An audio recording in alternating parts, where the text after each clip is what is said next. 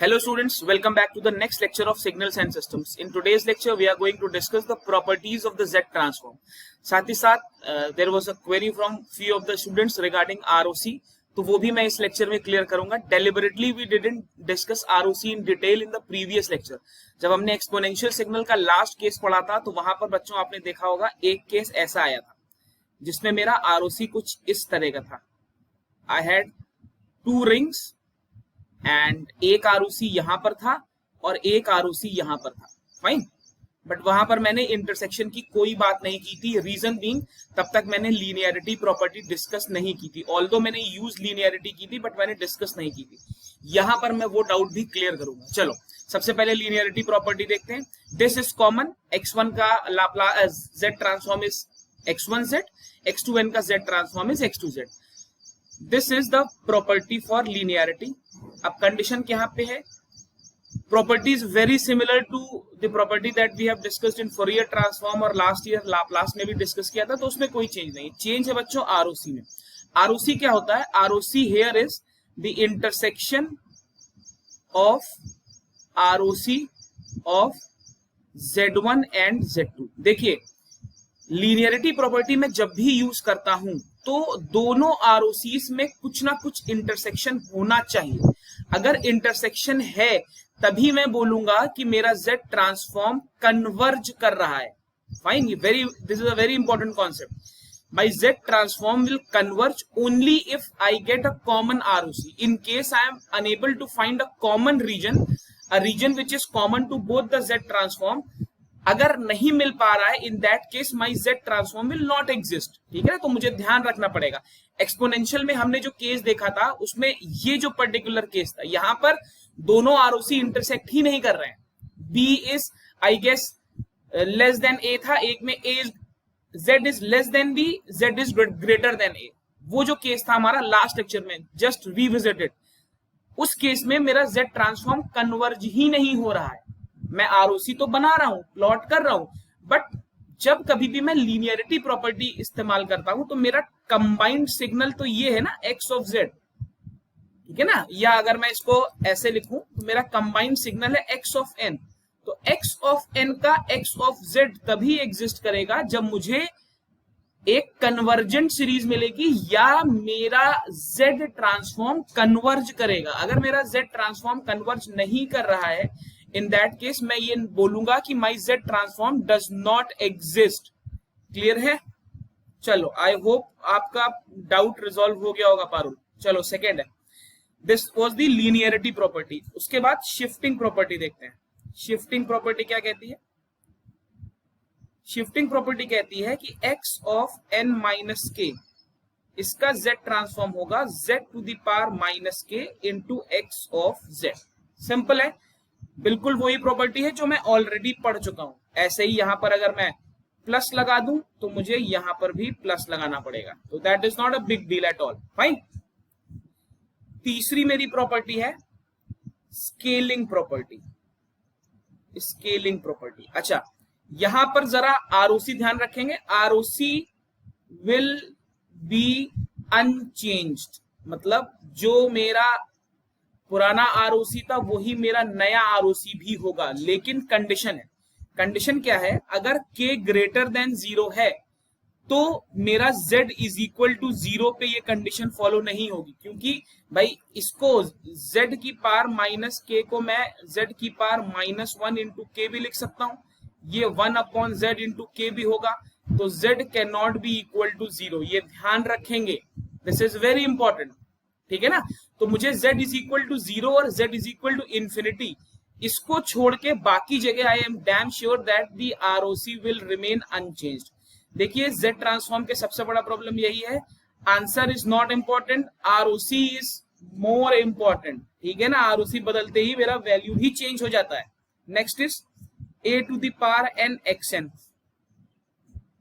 इसका Z transform होगा x of Z upon a.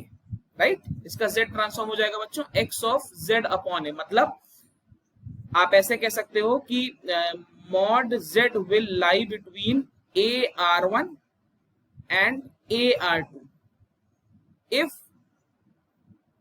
mod Z is R1 R2 ये है आपका x ऑफ z का ROC।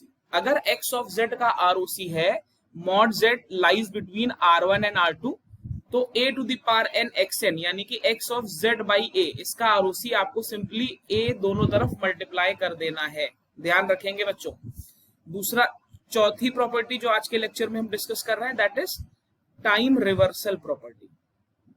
Time reversal again very important, x to the power minus n इसका z transform होता है x z minus 1। ROC कितना हो जाता है mod z 1 upon R1 and 1 upon R2। ध्यान रखेंगे यहां पर मैंने z इनवर्स किया है तो यहां पर z इनवर्स आएगा। z इनवर्स के हिसाब से अगर मैं उसको न्यूमरेटर में चेंज कर दूंगा तो यहां पर मेरे R1 और R2 के वैल्यूज चेंज हो जाएंगे। फाइन, ये बेसिक 4 प्रॉपर्टीज हैं। अब सबसे इंपॉर्टेंट है हम इन चारों प्रॉपर्टीज पे कुछ क्वेश्चंस कर ले जो कि मुझे यूज करने हैं। अच्छा, क्वेश्चंस करने से पहले सबसे इंपॉर्टेंट एक चीज मैं आपको बार बार बता दूं, आपको सभी बेसिक सिग्नल्स के z ट्रांसफॉर्म पता होने चाहिए।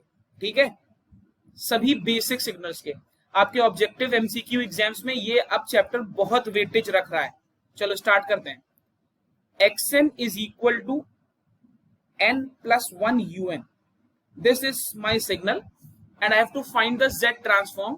यहां पर अगर आप क्लियरली देखो तो I can exploit the linearity property. This is n into un plus un, right? This is x1z plus x2z। Fine, xn is equal to x1z plus x2z। अब यहां पर एक चीज देखो, ये मेरा रैंप सीक्वेंस है। This is my ramp sequence. अब ये अगर आपने फर्स्ट लेक्चर देखा होगा तभी आप इसको सॉल्व कर पाओगे, अदरवाइज यूल बी स्टक। ठीक है ना? अच्छा, रैंप सीक्वेंस का z ट्रांसफॉर्म होता है z अपॉन z माइनस 1 का होल स्क्वायर, un का z अपॉन z माइनस 1। देखिए दोनों ही मैंने स्टैंडर्ड सिग्नल्स थे, दोनों का z ट्रांसफॉर्म मैंने सीधे यूज कर लिया। इसका ROC होता है mod z is greater than 1, इसका ROC भी होता है mod z is greater than 1। तो मेरा कंबाइंड ROC क्या हो जाएगा? मेरा कंबाइंड ROC हो जाएगा mod z is greater than 1। कैसे बनाऊंगा? यहां पर मैंने एक mod z is equal to 1 का सर्किल बनाया। सर्किल बनाने के बाद यहां से मैंने रीजन को बाउंड किया। बाउंड करने के बाद this will be my ROC, the red part is my ROC। I hope अब तक आपको ये सारे बेसिक लॉजिक क्लियर है। देखो मैं बार बार बोल रहा हूं z ट्रांसफॉर्म में ROC ही सबसे इंपॉर्टेंट है। ठीक है, ROC चेंज होते ही मेरे रिजल्ट्स चेंज हो जाते हैं। क्लियर है? चलो let's do another question. Question number 2। This is I am given xn is equal to 4 to the power n un, या आप इसको 4 to the power n minus 3 to the power n un, ये आपको question दिया हुआ है and you have to find the z transform. ठीक, क्या हो जाएगा? लीनियरिटी प्रॉपर्टी यूज करके इसको एक्सपेंड कर लेता हूं। 4 to the power n un minus 3 to the power n un। अब बच्चों ये a to the power n un ये हम जस्ट लास्ट लेक्चर में करके आए हैं, एक्सपोनेंशियल वाला पार्ट। तो मैं सीधे सीधे इसका z ट्रांसफॉर्म यूज कर रहा हूं। देखिए a to the power n un इसका z ट्रांसफॉर्म था बच्चों z upon z minus a। ROC क्या था? Mod z is greater than a, mod z is greater than mod a। ये मेरा ROC था, हमने लास्ट क्लास में इसको डिराइव किया है। ऑब्वियसली यहां पर मेरा a इज ग्रेटर देन 0 है, मतलब मेरा पॉजिटिव एक्सपोनेंशियल सीरीज है। ठीक, तो x ऑफ z कितना आ जाएगा? x ऑफ z आ जाएगा z upon z minus 4, mod z is greater than mod 4। ये इसका ROC आ जाएगा, यहां पर लगा दूं minus z upon z minus 3, इसका ROC आ जाएगा mod z is greater than 3।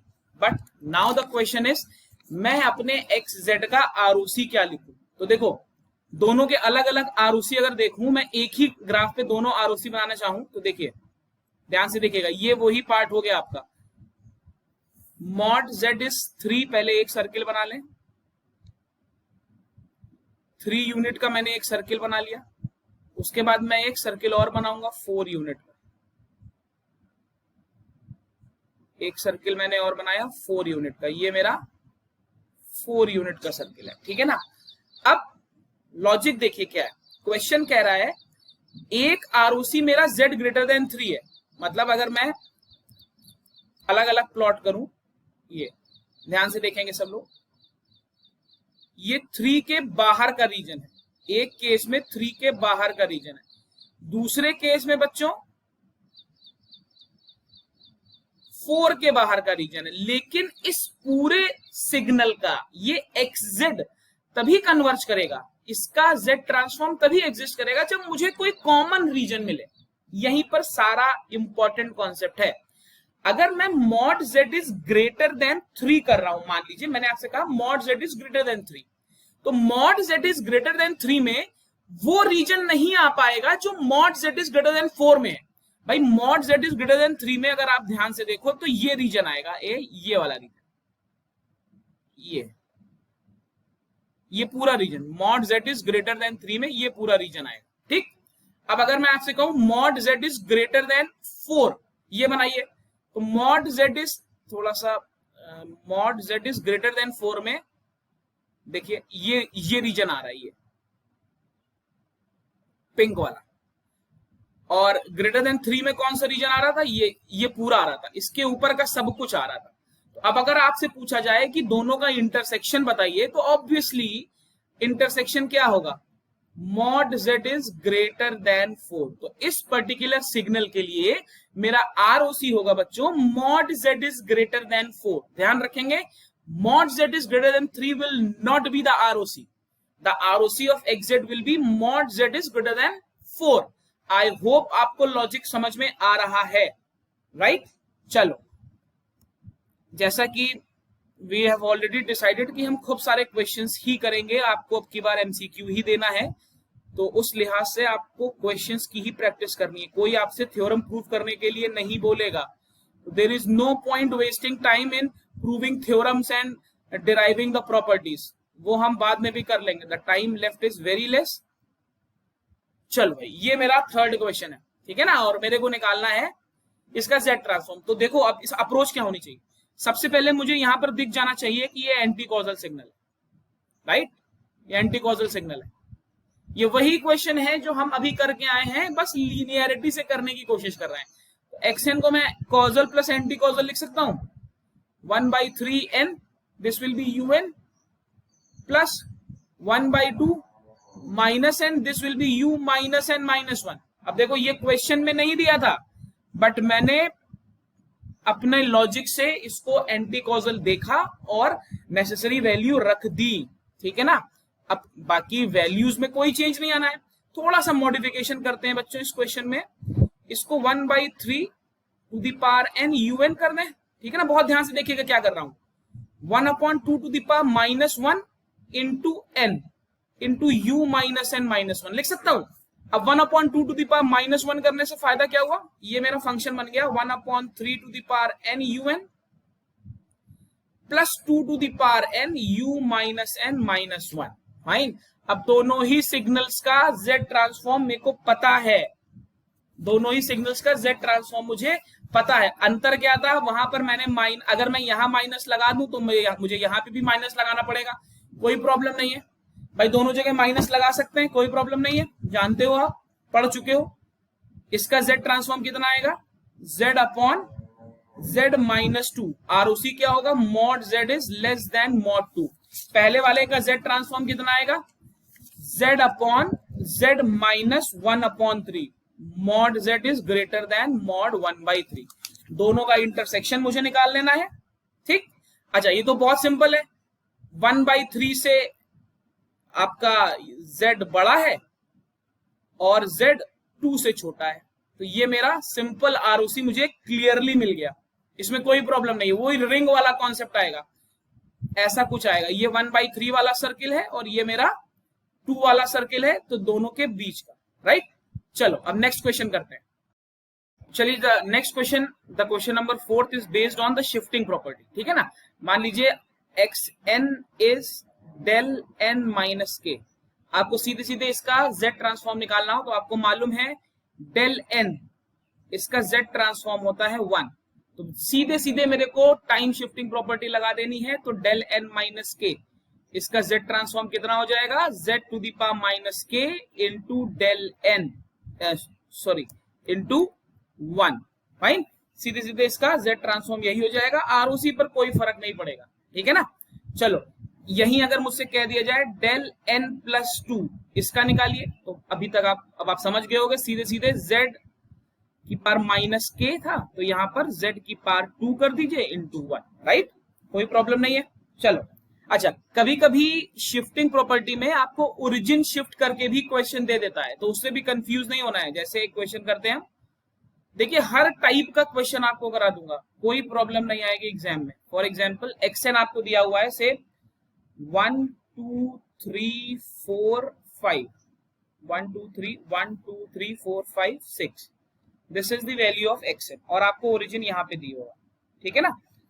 और आपको शिफ्टिंग प्रॉपर्टी ये गिवन है, ध्यान दीजिएगा, this is given and you have to find the z transform of xn is equal to 1 2 3 4 5 6 और एरो मैंने लगा दिया 6 पर, ठीक है, कोई प्रॉब्लम नहीं है। तो मैंने कितना शिफ्ट किया, मेरा जो x डैश n है, x डैश n, इसमें आप क्लियरली देख रहे हो कि मैंने ओरिजिन को 2 यूनिट्स राइट शिफ्ट किया हुआ है, this is nothing but xn plus 2, right, आप देख रहे हो, this is nothing but xn plus 2, तो z transform of x dash n ये कितना हो जाएगा, this will B z square into x of z, ठीक, और x ऑफ z हम जानते हैं, हम निकाल सकते हैं, हम ऑलरेडी पहले लेक्चर में निकाल चुके हैं। इसका z ट्रांसफॉर्म फटाफट से रिकॉल करिए, कितना होगा, 1 into z of 0 plus 2 into z of minus 1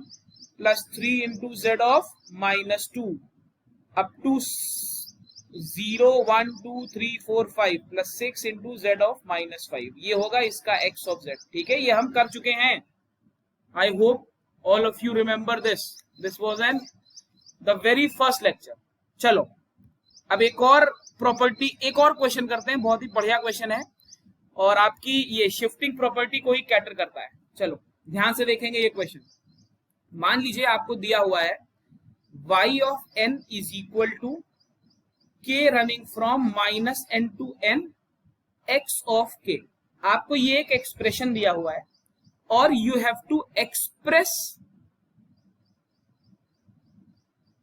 in terms of X Z, या आप कह सकते हो आपको x ऑफ z निकालना है यहां से, ठीक, ध्यान से देखिएगा, बहुत अच्छा क्वेश्चन है, ऑप्शनल एमसीक्यूज में भी आ सकता है। अब देखो अप्रोच क्या रहेगी, मैं क्या करूं, मैं समेशन खोल दूं, देखता हूं क्या आता है। y of n is equal to x of minus infinity, यहां से plus plus plus x of 0 plus x of 1 plus plus plus x of n, या इसको और x of n minus 1 plus x of n, ऐसे लिख सकते हैं। ये कुछ नहीं है, इसी सीरीज का एक्सपेंशन है, आई होप इसमें कोई डाउट नहीं है। चलो अब मैं क्या कर रहा हूं, आई एम रिप्लेसिंग, बहुत ध्यान से देखेंगे इसको, I am replacing n with n minus 1, तो what happens, y of n minus 1 मुझे लिखना है, मतलब मैं एक पीछे आ गया हूं, ठीक है ना, x of minus infinity plus plus plus plus, बीच में कहीं x ऑफ 1 भी आएगा, प्लस जो मेरा x ऑफ n था वो एक्चुअली में अब x ऑफ n माइनस 1 बन जाएगा, आप समझ रहे हो, जो मेरा x ऑफ n था यहां पर, ये अब लास्ट टर्म मेरा x ऑफ n माइनस 1 आ जाएगा, ठीक। अब मेरे लिए बहुत आसान है, मैं yn माइनस yn माइनस 1 कर दूं, ठीक। तो जरा मुझे सोच के बताओ लास्ट में मुझे क्या मिलेगा, लास्ट में बच्चों मुझे xn ही तो मिलेगा, बाकी तो सब कट जाएगा। देखिए ये यहां से कहीं कटेगा, ये यहां से कहीं कटेगा, ये यहां से कटेगा, लास्ट में मुझे क्या बचेगा, xn ही तो बचेगा। अब सिंपल है, अब मैं z ट्रांसफॉर्म ले लूं, अब तो मैं z ट्रांसफॉर्म ले सकता हूं, शिफ्टिंग प्रॉपर्टी का भी यूज करूंगा, तो yn का z ट्रांसफॉर्म कितना आ जाएगा, y of z, yn minus 1 का z minus 1 y of z, xn का आ जाएगा x ऑफ z, तो ये मैंने y ऑफ z कॉमन लिया, तो I get 1 minus z minus 1 is equal to x of z। तो यहां से I can find the value of x of z। This is yz 1 minus z minus 1, right? This was a good question, good in sense it was a little bit different question, ठीक है ना। चलो I hope आपको समझ में आया होगा। चलो अब हम लास्ट क्लास में मैंने आपको एक्सपोनेंशियल सिग्नल बताया था और वहां पर मैंने बोला था कि साइन ओमेगा एन और कॉस ओमेगा एन ये दोनों क्वेश्चंस बहुत ज्यादा इस्तेमाल होते हैं। अच्छा, अब इसके बाद मुझे टाइम रिवर्सल की प्रॉपर्टी पढ़नी है, तो उसके लिए बहुत इंपॉर्टेंट है कि मैं एक बार इस फंक्शन का z ट्रांसफॉर्म निकाल लूं। फंक्शन है मेरा cos omega naught N into U N. बहुत ध्यान से देखेंगे, आपको ये एक स्टैंडर्ड रिजल्ट है बच्चों, ये एक स्टैंडर्ड रिजल्ट है, आपको याद रखना पड़ेगा, ठीक है। तो जरा देखिए कैसे निकाल रहे हैं।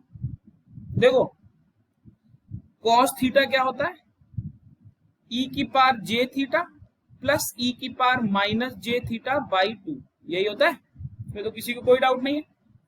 तो मैं अपने एक्सएन को क्या लिख सकता हूं, एक्सएन को मैं लिख सकता हूं हाफ ई की power J omega naught N plus half E to the power minus J omega naught N, और इस पूरे फंक्शन को यू एन से मल्टीप्लाई कर दिया मैंने, ठीक। अब दोनों फंक्शंस को अलग अलग कंसिडर करूं, अगर मैं अलग अलग कंसिडर करूं, बहुत ध्यान से देखेंगे, तो x1n क्या है, x1n is 1/2 e to the power j omega naught n into U N, right. इसमें कोई डाउट नहीं है, fine.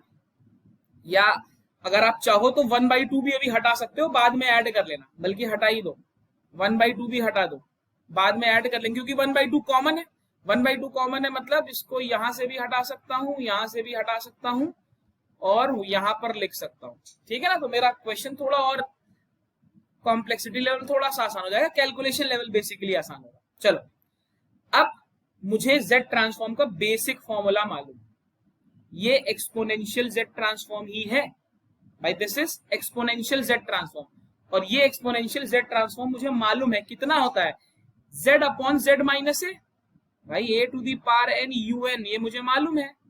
This is this is z upon z minus a and mod z is greater than mod a, ये मेरा ROC होता है। तो x1z कितना हो जाएगा बच्चों, x1z हो जाएगा z upon z minus e to the power j omega naught, right. और ROC कितना हो जाएगा इसका, ROC हो जाएगा mod z is greater than mod e to the power j omega naught. अब बच्चों mod E to the power J omega naught तो 1 होता है, ये सबको पता है, तो mod Z is greater than 1, ये इस पर्टिकुलर पार्ट का x1z का ROC हो गया और ये इसका एक्सप्रेशन हो गया। ऐसे ही बिल्कुल सिमिलरली x2z भी लिख सकता हूं मैं, x2z कितना आएगा बच्चों, z upon z minus E to the power minus J omega naught, और ROC कितना आ जाएगा, ROC आ जाएगा mod z is greater than mod E to the power minus J omega naught. अब यहां पर चाहे प्लस हो चाहे माइनस हो, मॉड तो ई की पावर एनीथिंग का मॉड 1 ही आना है, तो मैं क्या देख रहा हूं, यहां पे भी ROC 1 है, यहां पे भी ROC 1 है, और ये दोनों इनके एक्सप्रेशन हैं। तो अगर मेरे को xz लिखना है बच्चों, तो xz कैसे लिखूंगा, x of z will be, अब 1/2 जो मैंने वहां पर लिखा था वो यहां पे वापस ले आता हूं, this is z upon z minus E to the power j omega naught plus z upon z minus E to the power minus j omega naught, and my ROC will be mod z is greater than 1, ठीक। ये मेरा expression है, but मैंने अभी आपको बोला this is a standard result. जब आप इसको सिंप्लीफाई करोगे, मैं सिंप्लीफाई नहीं कर रहा हूं, आपको रैशनलाइज करके कॉन्जुगेट से मल्टीप्लाई करके सिंप्लीफाई करना पड़ेगा, बट आपको ये आंसर याद रखना है, ये आंसर मेरे लिए जरूरी है, -2z cos omega naught plus 1, this is the simplified expression. Why I am asking you to remember this, because आगे के क्वेश्चंस में मान लीजिए a to the power n cos omega n आ गया, तो मैं cos ओमेगा n का यहीं से आंसर उठाऊंगा और बस उसमें प्रॉपर्टी लगाऊंगा, ठीक है। तो ये आप सभी को ध्यान रखना पड़ेगा। ऐसे ही साइन ओमेगा नॉट का भी मैं लिख देता हूं एक्सप्रेशन, वो भी आपको याद रखना पड़ेगा।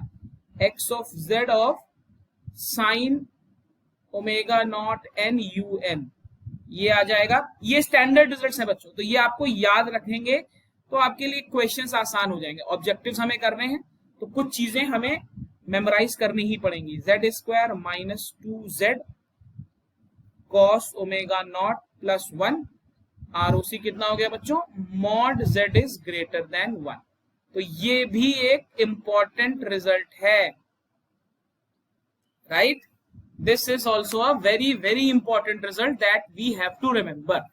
चलो ठीक है, अब हम मल्टीप्लीकेशन की प्रॉपर्टी, नेक्स्ट प्रॉपर्टी पे आते हैं जो हमने डिस्कस की थी, प्रॉपर्टी 3, और उस प्रॉपर्टी से रिलेटेड कुछ क्वेश्चंस करते हैं। चलिए, this is the next question that we have to solve. अब देखिए, क्वेश्चन सॉल्व करने से पहले मैं इसको थोड़ा सा सिंप्लीफाइड मैनर में लिखना चाहूंगा, जरा ध्यान से देखेंगे। This can be -1 to the power n divided by 2 to the power n into un, right. This can be written as -1/2 to the power n into u to the power n into un, ठीक है ना। इसमें किसी को कोई doubt नहीं होना चाहिए, फाइन। चलो, अब तो बहुत सिंपल है, मेरे को प्रॉपर्टी लगाना है। u to the power un, इसका z ट्रांसफॉर्म होता है z upon z minus 1, ROC होता है mod z is greater than mod 1, ठीक है ना।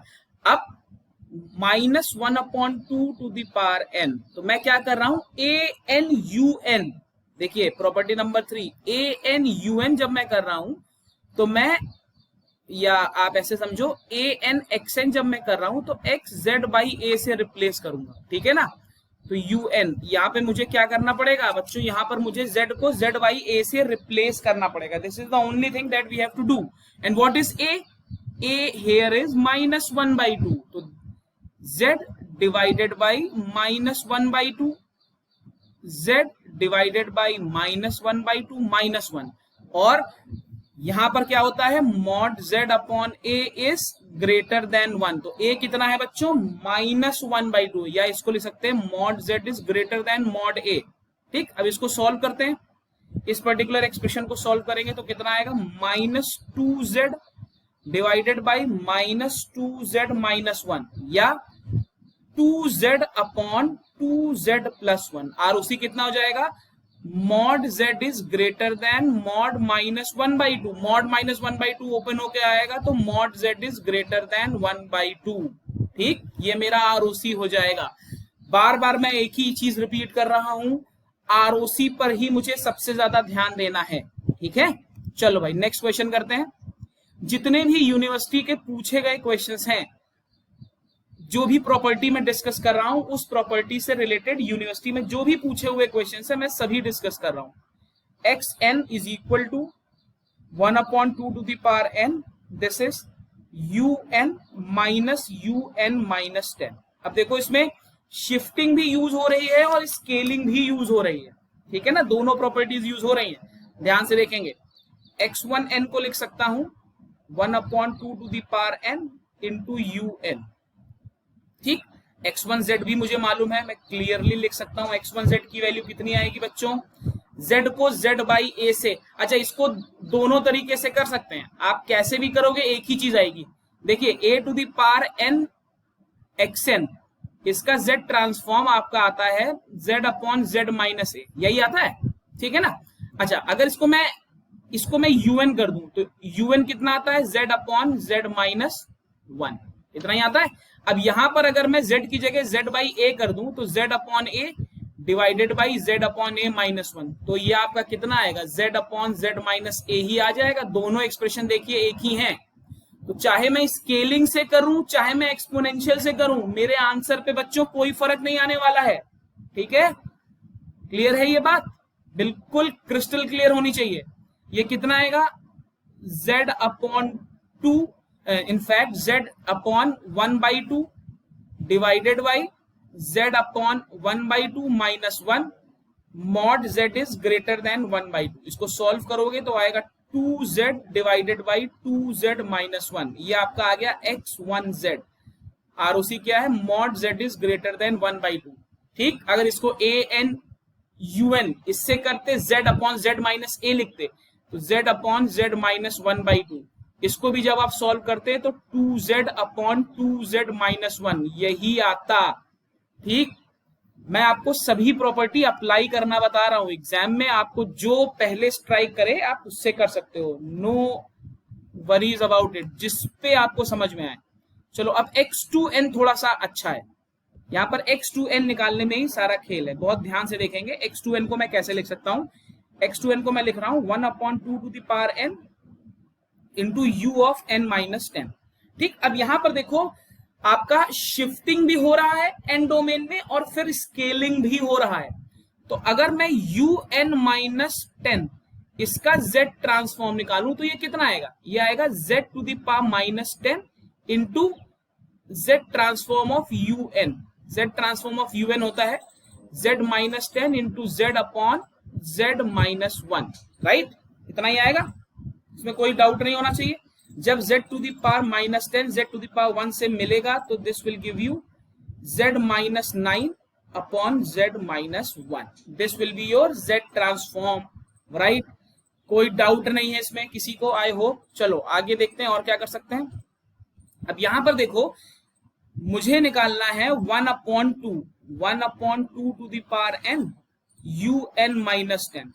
ठीक, इसका मतलब मैं z को z डिवाइडेड बाई 1/2 इससे रिप्लेस कर दूं, किसमें, इस एक्सप्रेशन में। ध्यान से देखिएगा, z divided by 1/2 power minus n upon z divided by 1/2 minus 1, right, कोई डाउट नहीं होना चाहिए, फाइन। अच्छा, रूल क्या कहता है, mod z upon a is greater than 1। why 1 भाई, why have I written 1? Because un का जब मैं un का z ट्रांसफॉर्म निकालता तो वो मॉड z ग्रेटर देन 1 ही आता, और मेरा बेसिक फंक्शन वही है। un से जब मैं un माइनस 10 गया, शिफ्टिंग में मेरा चेंज नहीं होता है ROC, ठीक है। तो जब मैं इस पे आया तो भी मेरा ROC यही था, लेकिन जब मैंने z अपॉन a कर दिया तो मेरा ROC ये हो गया, राइट, इसमें कोई डाउट नहीं होना चाहिए। इसको मैं कैसे लिख सकता हूं, mod z is greater then 1/2। तो ये मेरा दूसरा ROC है। पहला ROC कितना था, यहां पर चेक करिए, पहला ROC भी था mod z is greater then 1/2। तो मेरे दोनों ROC सेम आ रहे हैं, तो इसका मतलब मुझे अब केवल एक्सप्रेशन सॉल्व करना है, ROC के बारे में कोई टेंशन नहीं लेना है। एक्सप्रेशन भाई सॉल्व कर लोगे, इसमें मुझे नहीं लगता किसी को कोई डाउट होना चाहिए, सिंपल है। ये आपका हो जाएगा 2z minus 9 divided by 2z minus 1। अब आगे आप अपना सॉल्व कर लीजिएगा, ठीक है ना, जैसा भी आया एक्सप्रेशन सॉल्व कर लीजिएगा। मेन ROC है और आपको दोनों वैल्यूज ऐड करके लिखनी है, ये भी आपको बहुत ज्यादा ध्यान देना है, सबसे ज्यादा यही ध्यान देना है, ठीक। चलो भाई, अब कुछ जरा टाइम रिवर्सल के भी क्वेश्चंस कर लिए जाए। भाई टाइम रिवर्सल के क्वेश्चंस भी इक्वली इंपॉर्टेंट हैं। चलो कुछ क्वेश्चंस करते हैं जिसमें हम टाइम रिवर्सल देखेंगे। सबसे पहले बेसिक फंक्शन से स्टार्ट करते हैं। टाइम रिवर्सल का सबसे बेसिक क्वेश्चन देखते हैं। मान लीजिए आपसे कह दिया जाए find xn is u of minus n, ये सबसे बेसिक क्वेश्चन है, ठीक है ना। अच्छा, प्रॉपर्टी क्या कहती है, x ऑफ n का अगर x ऑफ z है तो x ऑफ माइनस n का x z माइनस 1, ये हो जाएगा, ठीक।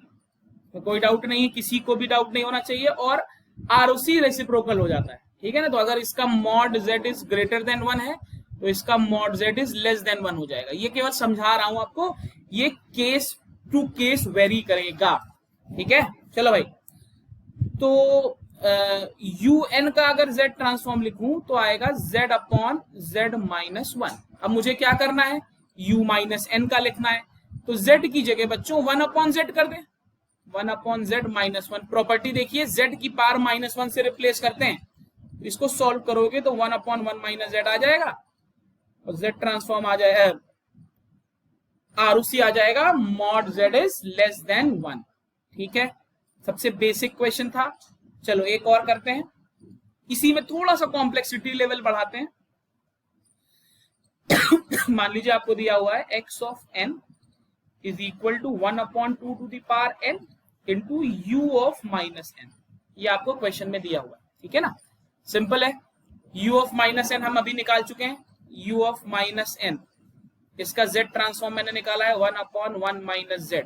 मुझे मुझे a to the power n u of minus n इसका निकालना है। तो मुझे क्या करना है बच्चों, z को रिप्लेस कर देना है z अपॉन a से, ठीक है, z को रिप्लेस कर देना है z अपॉन a से। ROC में भी z को रिप्लेस कर देना है z अपॉन a से। तो ROC आ जाएगा mod z is less then 1/2, यहां पर आ जाएगा 1/1 माइनस 2z। ठीक, आई होप आपको लॉजिक्स क्लियर हो रहे हैं, ठीक है। मैंने हर टाइप का क्वेश्चन कराया है, इसके बाहर के क्वेश्चंस होपफुली नहीं आने चाहिए, बाकी तो इट्स AKDU, तो you can not be sure about anything. चलो भाई एक और क्वेश्चन करते हैं, थोड़ा डिफिकल्टी लेवल बढ़ाते हैं।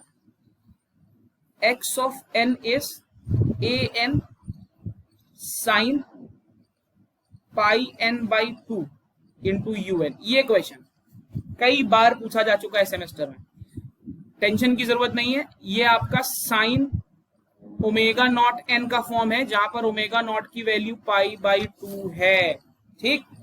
तो अब यूज कैसे करूंगा, साइन ओमेगा नॉट n का z ट्रांसफॉर्म क्या है, मैंने आपको बोला था अगर आप याद रखोगे तो बेटर है। This will B z sign omega not divided by z square minus 2z cos omega naught plus 1। ROC मुझे मालूम है mod z is greater than 1 है, ये कॉमन था, ये कॉमन था, ठीक। तो अब की बार n की जगह बस मेरे को π/2 से रिप्लेस कर देना है। n को मुझे π/2 है ना यहाँ पर, तो ठीक है, n की जगह में यहाँ पर n लगा लीजिए, n की जगह में मतलब ओमेगा नॉट की जगह में π/2 रिप्लेस कर देता हूं। कितना आ जाएगा, z sine π/2 divided by z square minus 2z cos π/2 plus 1।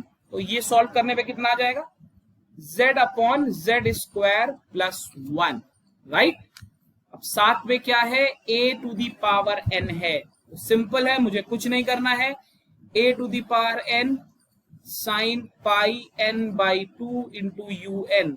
इस एक्सप्रेशन में मुझे z की जगह z/a लिखना है, z square upon a square plus 1। Fine, solve कर लेना इसको। अच्छा, z/a से रिप्लेस कर देंगे तो mod z is greater than a, ये मेरा ROC हो जाएगा। फाइन, आई होप लॉजिक बिल्कुल क्लियर है, फाइन है। चलो एक लास्ट क्वेश्चन और कर लेते हैं। We have solved more than 10 questions in this lecture, तो अभी किसी को कंप्लेन नहीं होनी चाहिए। x ऑफ n मुझे दिया है 2 to the power n u n plus 2 minus 3 to the power n u minus n। अब देखो इसमें मैंने सभी प्रॉपर्टीज के कॉम्बिनेशन आपको करा दिया। अब यहां तक आप परफेक्ट हो गए होगे, उम्मीद है यहां तक आप परफेक्ट हो गए होगे। चलो कैसे करूंगा इसको, सीधे अगर मैं आपसे बोलूं आंसर लिख दीजिए, तो n प्लस 2 का मतलब z स्क्वायर से मल्टीप्लाई किया किसको, z अपॉन z माइनस 1 को, ठीक। सबसे पहले अगर इतना हिस्सा मैं आपसे बोलूं तो ये हुआ z cube upon z minus 1, ठीक। अब 2 टू द पावर n है, फाइन, यहां पर a to the power n है, तो मुझे वो एडिशनल a इनकॉर्पोरेट करना पड़ेगा, z अपॉन 2 करना पड़ेगा। तो ये हो जाएगा z अपॉन 2 का cube divided by z upon 2 minus 1। ROC बिल्कुल क्लियर है, mod z is greater than a या मॉड z ग्रेटर देन 1, ये पहले ROC होना चाहिए था, बाद में मैंने z अपॉन 2 कर दिया, तो mod z is greater then 2 हो जाएगा पहले वाले टर्म का ROC, ठीक। दूसरे वाले टर्म के बारे में क्या है, u माइनस n कितना आएगा, 1/1 minus z, mod z is less then 1, इसका ROC होता है mod z is less then 1। बाद में मुझे क्या करना है, 3 टू द पावर n से मल्टीप्लाई करना है, तो z की जगह z अपॉन 3 रिप्लेस कर देंगे, तो ये आ जाएगा 3/3 minus z, mod z is less then 3। Clear है। ROC क्या हो जाएगा, दोनों का इंटरसेक्शन, 2 से बड़ा 3 से छोटा, मतलब फिर से मुझे रिंग मिल जाएगी, 2 से बड़ा और 3 से छोटा, मुझे फिर से रिंग मिल जाएगी, ठीक। एक चीज और है जो मैं यहां पर क्लियर करना चाहूंगा, जब मैं टाइम में माइनस एन जाता हूं तो मेरी शिफ्टिंग प्रॉपर्टी में चेंज हो जाता है, ध्यान रखिएगा। अगर मैं u ऑफ, इसको बहुत ध्यान से देखेंगे, u of minus n minus k करूं तो मैं u ऑफ n माइनस के में क्या करता था, z की पावर माइनस के करता था, लेकिन यहां पर मैं z to the power plus k करूंगा। ध्यान रखिएगा, इस पर कभी कभी गलती हो जाती है, बिल्कुल वैसे ही चल रहा है। अच्छा, उन लोगों को कोई डाउट नहीं होगा जो शुरू से लेक्चर्स फॉलो कर रहे हैं, क्योंकि मैंने शुरू में ग्राफ में ही बता दिया था, जब मैं माइनस एन के रिस्पेक्ट में कोई भी स्केलिंग करता हूं या कोई भी शिफ्टिंग करता हूं तो मेरी चीजें माइनस के हिसाब से ही चल जाती हैं, ठीक है ना। तो ये छोटी छोटी चीजें थोड़ी सी ध्यान रखिएगा।